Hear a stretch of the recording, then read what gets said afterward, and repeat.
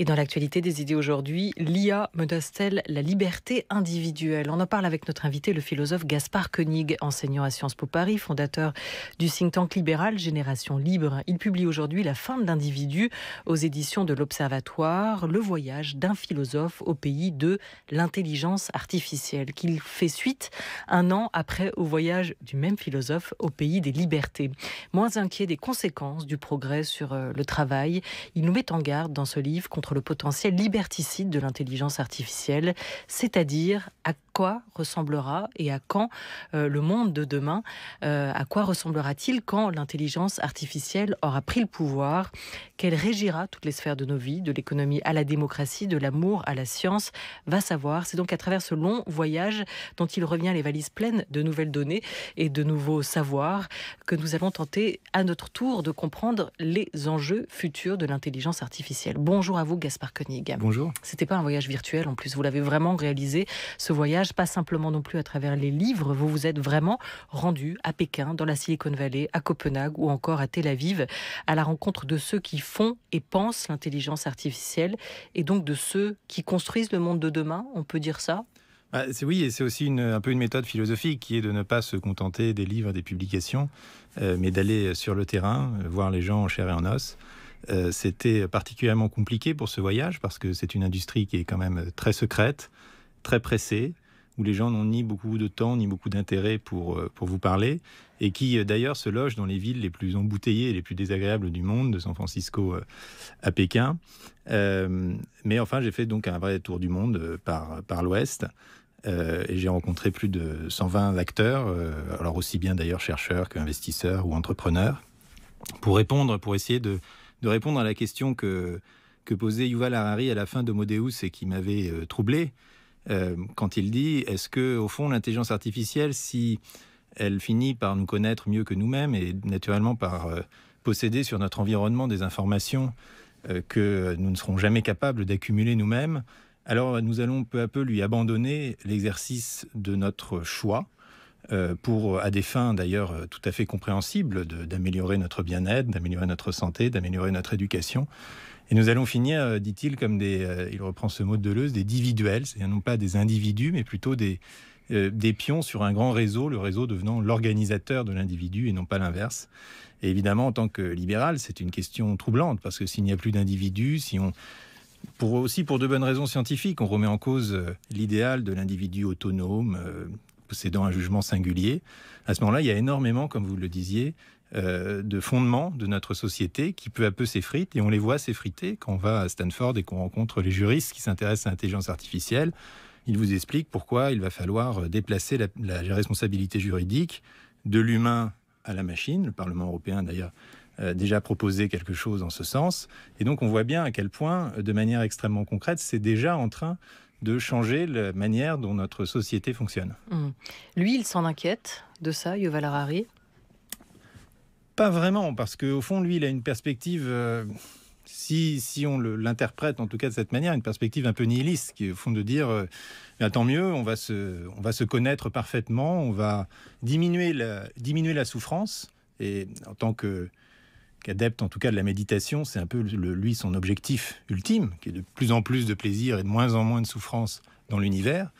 Et si on a cet objectif en tête, alors au fond, ce sont de bonnes techniques. Et mon livre est intitulé La fin de l'individu. Ça peut paraître un peu noir, un peu sombre, mais au fond, pour beaucoup de gens, en Chine et aux États-Unis, c'est une excellente nouvelle. L'individu est source de misère, est source de guerre, est un être égoïste et incontrôlable. Et donc, si on peut arriver à une société plus lisse et mieux organisée, au fond, c'est peut-être, en tout cas à leurs yeux, un nouveau stade pour l'humanité ou pour le développement des espèces. Et moi, j'essaye dans ce livre de voir comment on peut conserver la notion d'individu autonome, y compris métaphysiquement, et ensuite élaborer des politiques publiques sur la tech qui permettent, sans renier évidemment les avantages de l'IA, sans se mettre, comme certains le font aussi, totalement en résistance à s'inventer des avatars pour surtout ne pas être contrôlés, pour être aussi opaque que possible, ce qui n'est pas non plus une option, qui restera toujours assez marginale. Comment on peut se l'approprier tout en étant fidèle aux valeurs que nous ont transmises l'humanisme européen?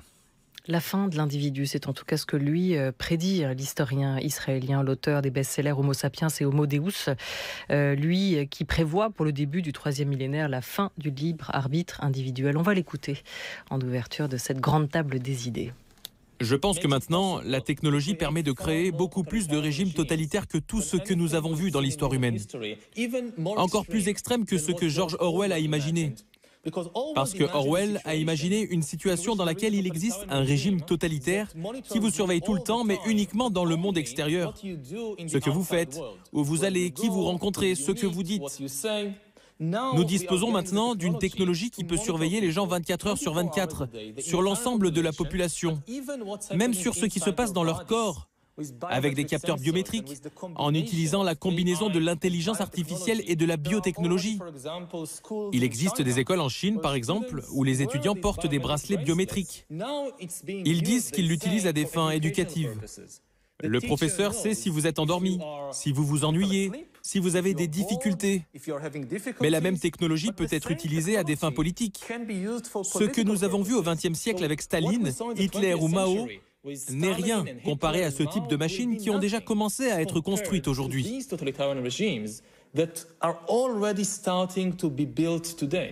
Alors, est-ce qu'il faut, avec Yuval Noah Harari, avoir cette crainte, cette peur d'une technologie menaçante qui pourrait nous manipuler et manipuler l'homme à des fins politiques et tendre vers des régimes totalitaires ?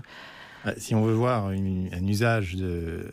D'abord, je pense que c'est des technologies qui sont neutres en soi, idéologiquement. C'est-à-dire que l'intelligence artificielle, c'est d'abord une vieille technique qui date d'il y a plus de 60 ans, qui a simplement été... dont le développement est considérablement accéléré au cours de cette dernière décennie, parce qu'on a de plus en plus de données et qu'on commence à maîtriser les techniques des réseaux de neurones et du machine learning, où la machine apprend toute seule et n'a plus besoin de paramètres conçus par l'informaticien. Et où on a par ailleurs une somme d'images labellisées qui permettent de nourrir l'intelligence artificielle, qui est très importante. Ce que je veux dire, c'est que ce sont des techniques tout à fait admirables et qu'il faut continuer à croire, me semble-t-il, au progrès. La question, c'est comment, à quelle fin et sous quel paradigme elles sont utilisées aujourd'hui, et notamment d'où proviennent et quel usage est-il fait des données qui les nourrissent. C'est ça la vraie question, plutôt que la technologie en elle-même. Et donc, c'est pour ça qu'on voit qu'elle est utilisée à des fins assez différentes suivant les cultures dans lesquelles elle s'inscrit déjà. Effectivement, si on veut voir un usage totalitaire de l'intelligence artificielle, bienvenue en Chine. En Chine, il y a une confusion, et je reviens à la question des données qui est absolument centrale. En Chine, il y a une confusion totale entre les données privées et les données publiques. Donc, j'ai été voir des ingénieurs chez Alibaba qui m'ont expliqué que Alibaba prend en charge ce qui pourrait paraître tout à fait bien, l'amélioration du trafic, la diminution des embouteillages dans la Smart City, dans la ville intelligente de Hangzhou, mais que, au passage, ils communiquaient leurs données analysées par de l'IA, des caméras de vidéosurveillance à la police, pour que la police puisse faire son travail, repérer les criminels, voire anticiper les crimes, ce qu'on appelle le predictive policing, qui est déjà aussi un grand sujet à Los Angeles. Et donc là, on voit très bien comment, quand on mêle les datas privées et les données publiques, effectivement, on met le gouvernement, ce qu'ils appellent en Chine le lac de données, et qui contrôle in fine le lac de données, c'est le gouvernement pour faire le bien-être, en tout cas, c'est ce qu'ils annoncent, le bien-être de sa population. Et donc, on peut mettre en place derrière des techniques qui ne sont pas encore d'ailleurs tout à fait au point, mais qui commencent à arriver, dont on a beaucoup parlé en Europe, de crédit social et autres, où les gens sont notés, régulés, manipulés, dirigés en fonction de, comme le dit Yuval Harari, de leur vie quotidienne et de leur comportement quotidien. Maintenant, ça... D'ailleurs, vous le dites en Chine, de toute façon, la vie privée n'est pas une notion, c'est peut-être pas traductible. Et en effet, je pense que c'est pas fait à des fins, si vous voulez, maléfiques. C'est parce que ça correspond à une culture, qui est une culture confucéenne, et je ne pense pas que ça soit un hasard s'il y a un renouveau du confucianisme en Chine aujourd'hui, qui fait que l'individu seul, l'individu solitaire et méditatif, est une menace pour le reste du groupe, et que conserver ces données personnelles serait vu comme quelque chose de très égoïste, parce qu'on bénéficierait des progrès sans y avoir contribué. Mais la même IA est utilisée de manière quand même sensiblement différente aux États-Unis, où là, il y a un phénomène qui s'apparente davantage à de la servitude volontaire. En effet, c'est pas Orwell, parce qu'il n'y a pas un super gouvernement qui contrôle la manière dont les gens agissent. C'est les gens qui s'auto-contrôlent. Et c'est les gens qui produisent les moyens de se contrôler. En produisant de la donnée de manière extrêmement fluide, et en étant ensuite enserrés dans des stratégies d'incitation, on appelle ça le nudge, du mot anglais qui veut dire pousser du cou, d'inciter, tendre vers, qui vous font choisir, en fait, ou plutôt acquiescer à des sollicitations, des notifications, des incitations. J'ai rencontré des chercheurs, par exemple, à Los Angeles, qui sont des chercheurs en neurosciences, dont le métier est de créer des techniques pour rendre les utilisateurs addicts aux applications. Et le plus étonnant et le plus effrayant, c'est que ça marche et qu'on peut mesurer le taux de fiabilité, le taux de réussite de ces stratégies. Ce sont des gens qui connaissent très bien notre cerveau, qui connaissent très bien notre environnement personnel, puisque nous le leur communiquons, et qui donc, pour nous rendre service, quelque part, nous mettent dans cette espèce de toile dont il devient de plus en plus difficile de sortir. Et c'est là que vous êtes inquiet, parce que déjà à ce moment-là, le libre arbitre est atteint, ceux des personnes. On pense qu'on va librement sur ces applications, qu'on cède nos données librement, qu'on choisit de faire tout ça. En fait, ce que vous êtes en train de dire, c'est que déjà la technologie est en train, l'algorithme est en train d'être plus fort que la raison humaine, puisqu'il est conditionné à cela et nous avec, et qu'au fond, cette technologie est déjà en train de prendre le pouvoir sur nos vies. Oui, et on a toujours l'impression que ça vaut que pour les autres, et que soi-même, on est doué de conscience, un individu libre, et qu'on fait ses choix volontairement. Et alors, j'ai fait un peu le test sur moi-même, puisque pendant ce parcours, j'ai complètement cessé d'utiliser Twitter en suivant les conseils de quelqu'un qui est pour mon maître sur les questions de technologie, qui s'appelle Jaron Lanier, que j'avais été rencontré à Berkeley, qui dit il faut sortir de ça parce qu'en fait, ça fait de vous des machines à produire de la donnée pour enrichir des entreprises californiennes. Et ce sont des machines qui sont conçues pour vous irriter, parce que plus vous irritez, plus vous engagez, plus vous produisez de la data.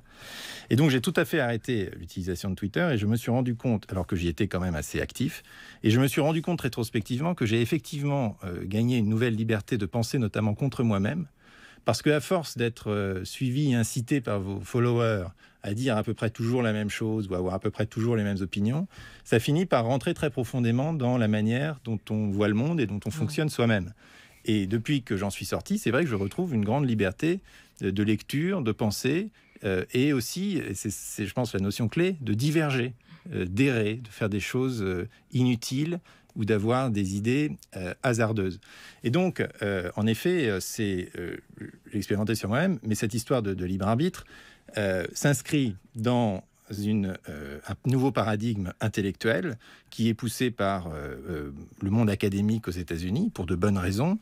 Les neurosciences, la psychologie, l'économie comportementale sont des disciplines avec toutes sortes de prix Nobel là-dedans sur les 20 dernières années, sont des disciplines qui s'accordent à nous démontrer que, au fond, nous croyons choisir, mais que nous n'exprimons quand nous exprimons un choix, ce choix a déjà été fait. Et donc, le vieux débat qui a occupé tout le Moyen-Âge sur le libre arbitre contre le déterminisme ressurgit complètement aujourd'hui, avec en plus des preuves scientifiques, si je puis dire, de notre détermination. Et donc, il y a tout un travail aussi intellectuel et quasiment métaphysique à faire pour réhabiliter, non pas le libre arbitre en tant qu'interruption du flux de la matière et des lois physiques, mais plutôt le libre arbitre en tant que capacité de délibération intérieure. Au fond, peu importe qu'on soit déterminé du moment qu'on délibère. Et c'est cette absence de délibération qui crée l'irresponsabilité. Vous voyez par exemple qu'il y a des études qui ont montré que chez les gens qui utilisent, notamment les chauffeurs VTC qui utilisent le GPS toute la journée, 8 heures par jour, il y a on note une atrophie de certaines zones cérébrales. C'est-à-dire qu'à force de ne plus faire de petits choix, est-ce que je tourne là, est-ce qu'il risque d'y avoir un embouteillage ou pas, et de simplement suivre la bille bleue, il y a des zones du cerveau qui n'arrivent plus à fonctionner. Et en Chine, encore une fois, on va encore plus loin, puisque les chauffeurs non seulement suivent le GPS, mais en plus sont dotés de capteurs biométriques qui indiquent, en tout cas c'est le projet de Didi, qui indiquent leur degré de nervosité, qui indiquent pourquoi pas si ils ont envie d'aller aux toilettes, parce qu'on a repéré que, enfin, l'IA vous dit que comme il a bu il y a une demi-heure, étant donné sa propre physiologie, ses habitudes, ses récurrences, eh bien, il risque d'avoir envie d'aller aux toilettes dans exactement 57 minutes. Et donc, c'est le système, pour votre propre bien, qui va vous dire, là, on va s'arrêter parce que dans 2 minutes exactement, tu vas avoir envie d'aller aux toilettes. Et voilà. Mais ce qui se joue aujourd'hui dans la Silicon Valley, c'est bien le produit aussi d'un libéralisme triomphant. Donc, ça veut dire qu'en remettant en cause tout cela, vous allez contre votre propre courant de pensée, celui qui vous a porté jusqu'ici. Vous n'êtes plus un philosophe libéral. En fait, ce qui est intéressant, c'est que ça force et ça pousse à affiner et à déterminer dans quelle famille de libéralisme on se trouve. Vous restez libéral, vous changez juste de famille. J'affine. Si on est utilitariste, si on est benthamien, effectivement, ces systèmes, en fait, sont très bien parce qu'ils procurent davantage de bien-être et de plaisir. Il faut savoir quand même que ce sont des systèmes précis qui sont par nature assez, collectivistes, en tout cas qui fonctionnent sur la communauté, parce qu'on ne vous dit pas, on ne vous propose pas le choix qui est le meilleur pour vous-même, mais le meilleur pour vous-même, afin que le reste du groupe n'en pâtisse pas. Pour reprendre l'exemple du GPS, on ne vous donne pas l'itinéraire le plus court pour vous, mais l'itinéraire le plus court pour vous, pourvu que ça désengorge le reste de la circulation. Voilà pourquoi il y avait un prof de Stanford qui était très fier de m'annoncer qu'il avait battu Google Maps. Parce qu'on connaît bien un lieu, effectivement, on fait ce qu'il y a de mieux pour nous, mais on est égoïste pour le reste du groupe. Donc en tout cas, si on est utilitariste, effectivement, on peut embrasser ces systèmes. Et moi, je relisais donc Bentham, parce que vraiment l'utilitarisme est le cœur de ce qui se joue dans la Silicon Valley. Et je me rappelais que, en fait, mon héros, c'est plutôt John Stuart Mill, et que John Stuart Mill était l'élève de Bentham via son père, et que John Stuart Mill, au nom de la singularité individuelle, a rejeté l'utilitarisme benthamien, notamment dans son livre sur l'utilitarisme, en disant on ne peut pas quantifier de manière universelle nos valeurs. Les valeurs sont individuelles et ne peuvent pas se mettre sur une échelle commune. Et donc, c'est pour ça que c'était un penseur de la singularité, c'est pour ça que c'était le penseur du droit des minorités. D'où cette expression que j'adore de droit à l'errance, the right to err, qu'on trouve dans des commentaires sur John Stuart Mill. Et donc, ce débat-là, qui paraît un peu abstrait, va être un débat crucial quand on pense, par exemple, à la ville intelligente de demain. Mais admettons que dans quelques années ou décennies, il y ait des voitures autonomes partout. La question qui va se poser aux décideurs publics est de savoir si on oblige les gens à se connecter, parce que celui qui va conduire déconnecté va créer des problèmes, des accidents et des embouteillages, ou est-ce qu'à l'inverse, on oblige les compagnies d'assurance à offrir des contrats à ceux qui choisissent et qui continueront à conduire déconnectés, y compris en créant des situations sous-optimales pour le reste du groupe.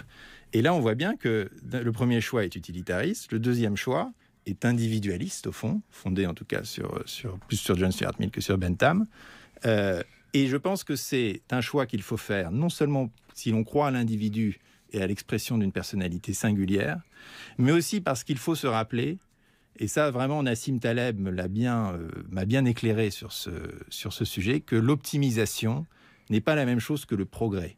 Et qu'en fait, quand on optimise, on crée de l'inertie. Et qu'un système complètement optimal est au fond un système immobile. C'est Stuart Russell, un autre chercheur en IA, qui dit « la Smart City est une ville morte ». Alors que le progrès, donc la vie, l'évolution, mais biologique comme sociale, vient toujours de l'erreur, de la discordance, d'une mauvaise réplication d'ADN, de quelque chose qui n'a pas fonctionné à un moment donné. Et il faut absolument préserver cette possibilité de l'erreur et du hasard si l'on veut continuer à progresser au sens plus large en tant que société. Mais pour l'instant, c'est le courant utilitariste qui gagne du terrain. Vous le dites, le libéralisme est en train de s'auto-saboter s'il reste sur ce chemin-là. C'est une passion, cette passion pour l'innovation qui la tient, l'aveugle aussi, d'une certaine manière. Donc il faudrait renverser aussi le paradigme et la tendance au sein de ces penseurs de la technologie et du libéralisme pour réussir à faire de l'intelligence artificielle un progrès qui serve vraiment l'individu.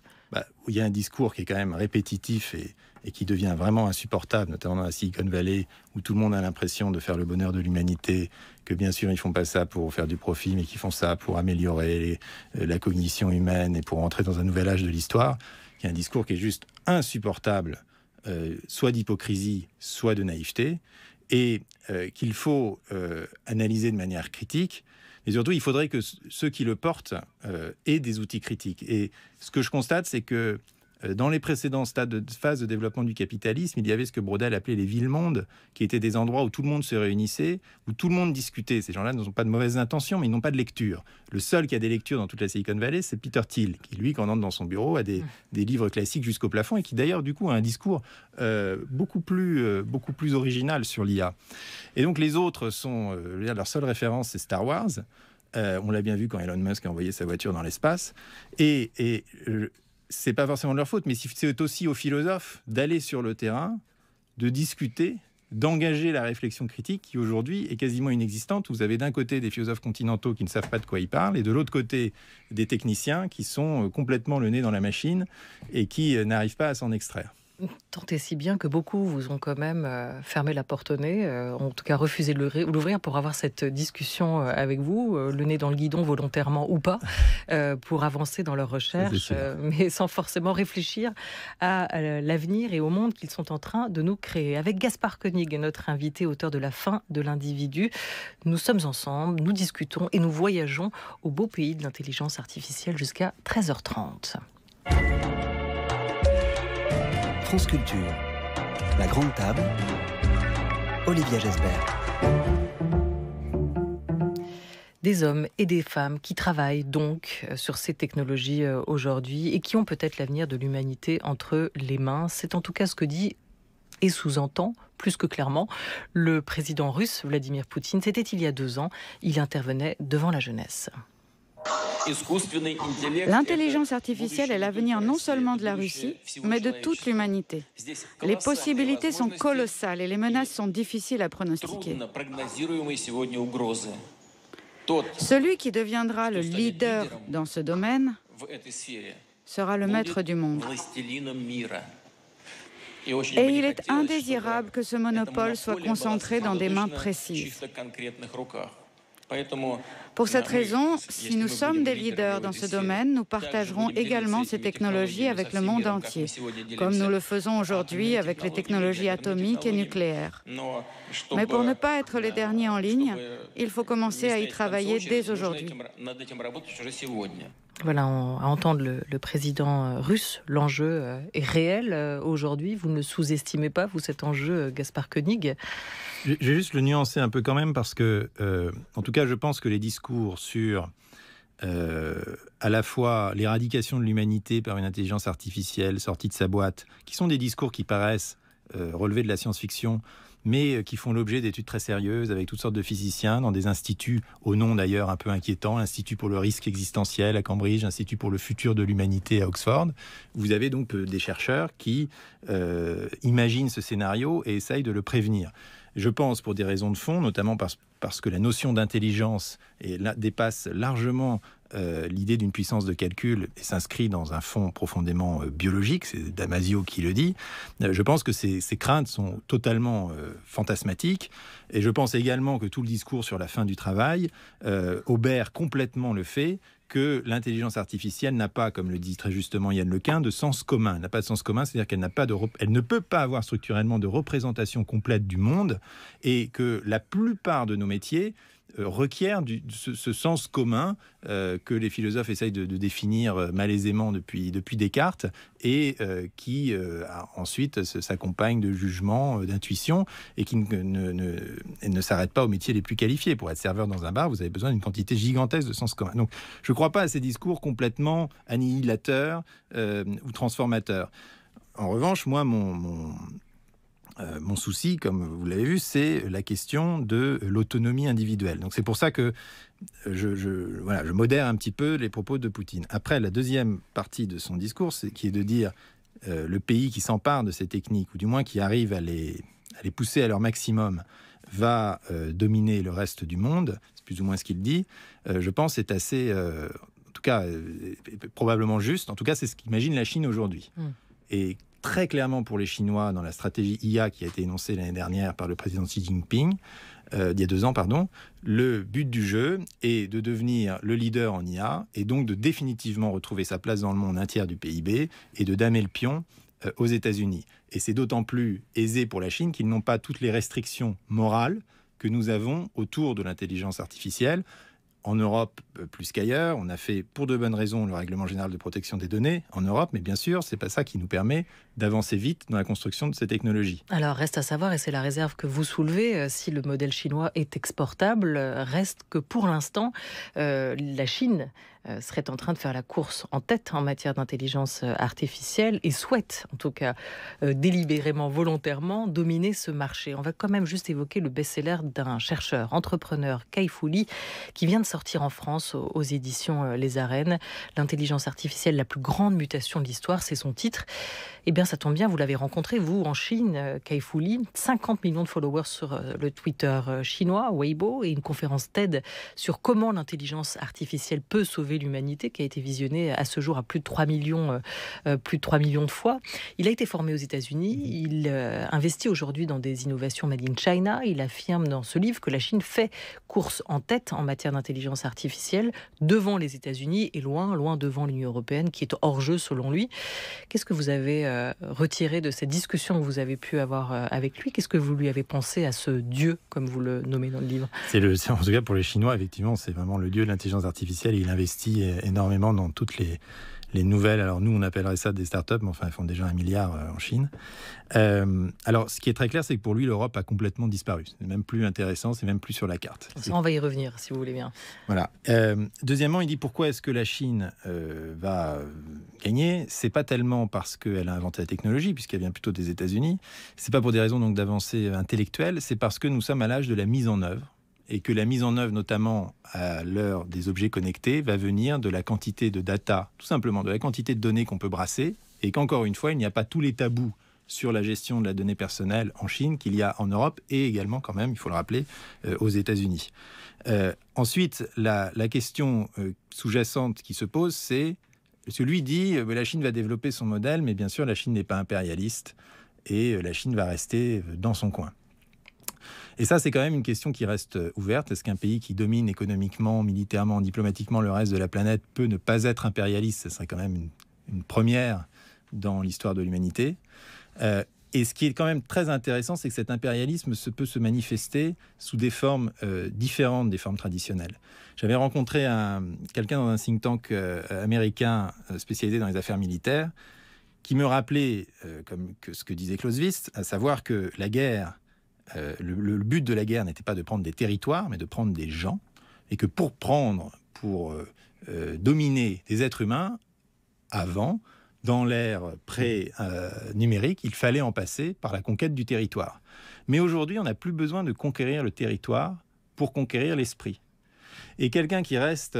là, j'ai discuté ce matin avec quelqu'un qui a un compte WeChat et qui, du coup, paye les services qui lui sont offerts en France directement en yuan.